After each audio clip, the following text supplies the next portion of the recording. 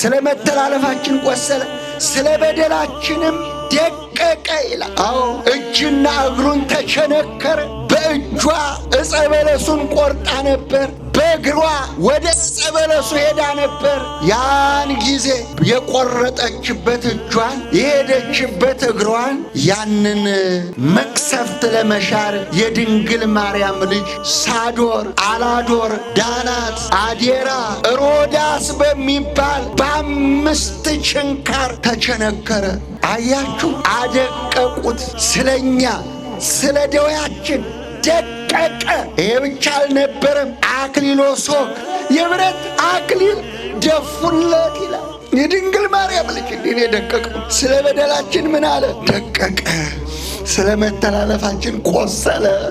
ሥጋው ተቆራርጦ ጎድኖቹ ሲቆጠሩ ድረስ ጎድኖቹ እስኪታዩ ድረስ 6666 ጅራፍ ቆጥረሃል አልቆጠርኩም እያለ የገረፉት፣ በጥፊ መቱት እኮ፣ ጺሙን ነጩት እኮ፣ ምራቃቸውን ተፉበት እኮ የድንግል ማርያምን ልጅ ኢየሱስ ክርስቶስ።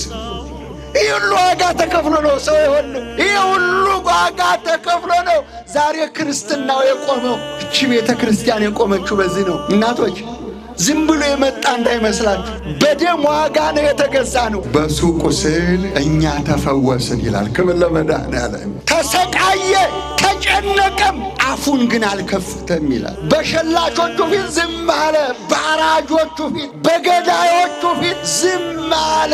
የድንግል ማርያም ልጅ ዝም ነው ያለ። ሲሰድቡኝ ልስደባቸው አላል፣ ሲመቱኝ ልምታቸው አላል፣ ሲገሉኝ ልግደላቸው አላል። በዚህ ፋንታ ለእኛ ጸለየ። የእኛ ጌታ የሚያደርጉትን አያውቁትም። አባት ሆይ ይቅር በላቸዋል።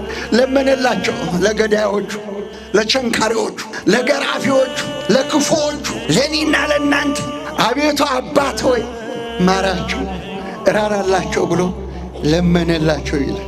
ራሳችሁን ለሰይጣን አሳልፋችሁ አትስጡ ወገኖች። ዋጋ ተከፍሎላችኋል። ዋጋ የተከፈለለት ሰው ራሱን አሳልፎ መስጠት የለበት። ዲያብሎስን እምቢ በሉት ነው የሚለው ቅዱስ ጳውሎስ። ከእናንተ ይሸሻል ነው። እግዚአብሔርን እሺ በሉት፣ ወደ እናንተ ይቀርብ። እግዚአብሔር ወደ እናንተ እንዲቀርብ እሺ በሉት።